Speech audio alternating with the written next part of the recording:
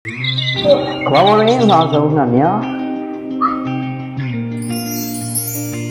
kick out ဒီကမယ်လေးကိုတော့မြန်မာနိုင်ငံမှာတောင်းနှံ့လို့ပြချပါတယ် Mandarin type ရောင်းသွေးဆောင်နေတော့ကြောင့်မြန်မာရသူအဖို့စိတ်ကြည်မှုကြီးကောင်းလာပါတယ် Bell Eagle မြန်မာနိုင်ငံမှာသိငှက်လို့ပြချတဲ့ဂျင်းလက်ကတော့လှပရင်လာမကပဲအမဲလိုက်တဲ့နေရာမှာတော်ဆုံးလို့တော့တင်စားရပါတယ်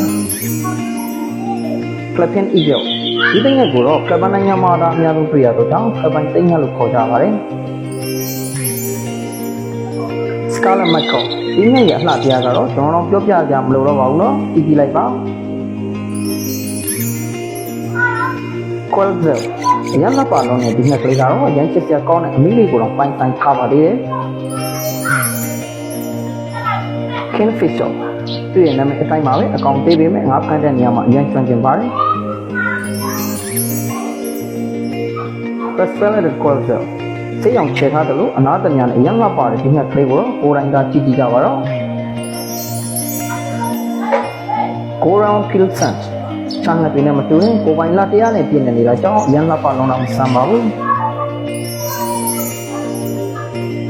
Great Hornbill